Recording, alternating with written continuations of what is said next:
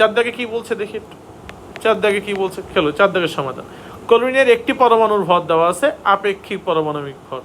আমরা তো জানি আপেক্ষিক পারমাণবিক ভর ইজ ইকুয়াল টু, মনে আছে কি না? হ্যাঁ, আপেক্ষিক পারমাণবিক ভর ইজ ইকুয়াল টু, এটা হচ্ছে 3 দাগের সমাধান ছিল। আচ্ছা ঠিক আছে, আপেক্ষিক পারমাণবিক ভর ইজ ইকুয়াল টু, চলো আমাদের সূত্র জানা আছে, একটি পরমাণুর ভর ডিভাইডেড বাই কার্বন 12 আইসোটোপের ভরের 1/12 অংশ না? এটা তো হচ্ছে আপেক্ষিক পারমাণবিক ভর নির্ণয়ের সূত্র না?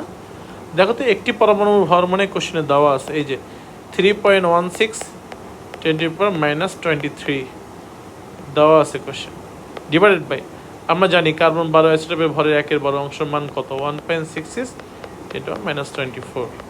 এটা হিসাব করলে একটা মান আসবে, সেটাই হবে আপেক্ষিক পারমাণবিক ভর। এর কোনো একক থাকবে না, ওপরেও গ্রাম নিচেও গ্রাম, গ্রাম গ্রাম কাটা হয়েছে, জাস্ট একক সামথিং। আমার মনে হয় এটা 12 পয়েন্ট সামথিং আসবে। কেমন? এর একটা মান তোমরা হিসাব করে বাসায় বের করলে বুঝতে পারবা যে এটা মান কত আসতে পারে। ঠিক আছে, তাহলে এটা হচ্ছে, সরি 12 পয়েন্ট সামথিং না, আমার একটু ভুল হয়েছে, এটা ক্লোরিন যেহেতু এটা 35 পয়েন্ট সামথিং আসবে, 35 পয়েন্ট সামথিং। তাহলে ক্লোরিনের আপেক্ষিক পারমাণবিক ভর, এভাবে যদি যে কোনো একটা আপেক্ষিক পারমাণবিক ভর আসে, সেখানে একটি পরমাণু ভর দেওয়া থাকবে, আর কার্বন 12 আইসোটোপের ভরের 1/12 অংশ, সেটার মান তো তোমার মুখস্থ রাখতে হবে, 1.66 × 10⁻⁻24। তাহলে এটা হচ্ছে তোমাদের বইয়ের থিওরি অনুসারে আমরা ক্লিয়ার করলাম। এবার আসি 5 নম্বর, কি দেওয়া আছে, খুব মনোযোগ দিয়ে আমরা কি করবো, একটু মুছে দিই, 5 নম্বরটা সাইডে সলভ করি, তাহলে জিনিসটা আমাদের বুঝতে সুবিধা হবে। কেমন? চলো দেখি 5 নম্বর সমাধান করি। 5 নম্বরে কি বলা হচ্ছে খেয়াল করতো, 5 নম্বরে বলা হচ্ছে যে প্রকৃতিতে 3টা আইসোটোপ আছে অক্সিজেনের, তাই না? 3টা আইসোটোপ আছে, খুব ভালো করে খেয়াল করো। অক্সিজেনের 3টা আইসোটোপ, একটা হচ্ছে 16 ভরের, সেটা দেওয়া হচ্ছে 99.76%, আরটা আছে 17 ভরের, আরটা আছে 18 ভরের, 3টা আইসোটোপ। এই 2টা পরিমাণ আমাদেরকে বের করতে হবে, খুব কমন। আর গড় আপেক্ষিক পারমাণবিক ভর, গড় ভ দেওয়া আছে 16.00276, পার্সেন্টেজ কত হবে? খুব মনোযোগ দিয়ে শোনো, আমরা এটা একটু মুছে দিই যেগুলো লেখা আছে, পরিষ্কার করে নি, দাঁড়া বাবা। হ্যাঁ শোনো, এখন পার্সেন্টেজ বের করতে হবে। এখন তো আমি জানি না এটা পার্সেন্টেজ কত, জানি না, তাহলে আমি কি করছি দেখ, আমাদের তো সূত্র আমাদের মনে আছে যে গড় আপেক্ষিক পারমাণবিক ভর সমান সমান সামেশন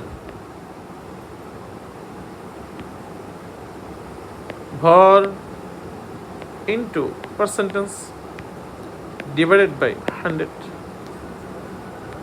তাই না? ভর ইন্টু পার্সেন্টেজ ডিভাইডেড বাই 100, যে কয়টা আইসোটোপ থাকবে আইসোটোপের ভর, ও একটা লিখে দিই, আইসোটোপের ভর পার্সেন্টেজ ডিভাইডেড বাই 100। সামেশন মানে কি? 3টারই, তাহলে এখানে 3টা আছে, আমি 3টা করছি, যদি 2টা থাকতো 2টা বলতাম। তাহলে চল আমরা একটু দেখি। এখন কথা হচ্ছে গড় আপেক্ষিক পারমাণবিক ভর দেওয়া আছে, বাম পাশ দেওয়া আছে, একটার পার্সেন্টেজ দেওয়া আছে, বাকি 2টা পার্সেন্টেজ দেওয়া নেই। তাহলে চলো আমরা দেখি কিভাবে ম্যাথটা করা যায়। খুব মাথা ঠান্ডা করে খেয়াল করো এই ম্যাথটা করার জন্য, খুবই সহজ ম্যাথ, পারবো।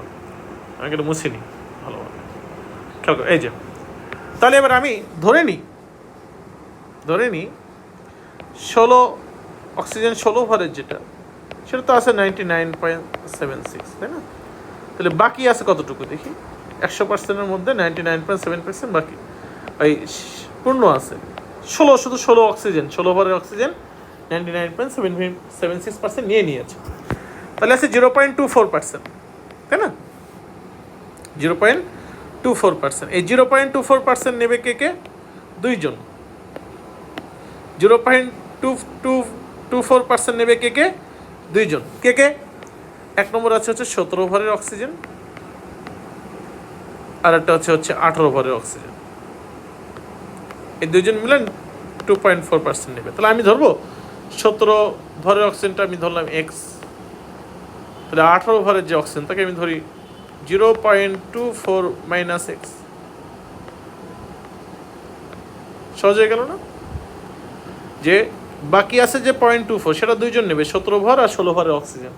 তাহলে 17 ভরের অক্সিজেনকে এক্স ধরলাম, আর তাহলে 18 ভরের অক্সিজেনটা 0.24 মাইনাস এক্স। তুমি যদি 18 ভরকে এক্স ধরতে তাহলে 17 ভর লিখতে 0.24 মাইনাস এক্স। তাহলে আমি পার্সেন্টেজ এবং এক্সের মান যদি আমি বের করতে পারি তাহলে আলটিমেটলি ম্যাথ শেষ। তাহলে আমার সূত্রে চলে যাই। গড় আপেক্ষিক পারমাণবিক ভর দেওয়া আছে কত? 16.0002, সরি কয়টা জিরো রে, দেখে আসি তো কয়টা জিরো, দুইটা জিরো, আমি 3টা জিরো দিয়েছি। ওকে, 16.00276, এটা গড় আপেক্ষিক পারমাণবিক ভর দেওয়া আছে। সমান সমান কি লিখতে পারি?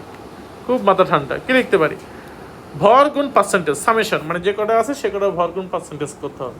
তাহলে প্রথমটা ছিল, প্রথমটা ভর ছিল হচ্ছে 16, এই যে 16 ইন্টু 99.76 প্লাস পরেরটা কী ছিল 17, 17কে আমি কী ধরছি এক্স পার্সেন্ট, তাহলে 17 এক্স প্লাস পরেরটা কী ধরছি 0.24 মাইনাস এক্স, তাহলে সেটা হচ্ছে 18, 18 গুণ এর পার্সেন্টেজ কত 0.24 মাইনাস এক্স ডিভাইডেড বাই 100।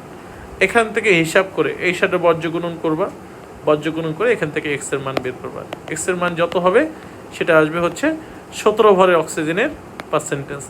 আর তারপর যদি 18 ভর বের করতে হয় তাহলে 0.24 দিয়ে সে এক্স বিয়োগ করে দিবা, তাহলে আমার এখানে মান চলে আসবে। ক্লিয়ার? তাহলে এটাই হচ্ছে আইসোটোপ থেকে গড় আপেক্ষিক পারমাণবিক ভর নির্ণয়। বইয়ের যে দুইটা আছে ক্লোরিন আর কপার সেটা তো দেখবা, সাথে এটা একটু দেখে যাবা যেটা তোমাদের বুঝতে সুবিধা হয়। আশা করি তৃতীয় অধ্যায়ের ম্যাথ নিয়ে আর কারো ঝামেলা হবে না।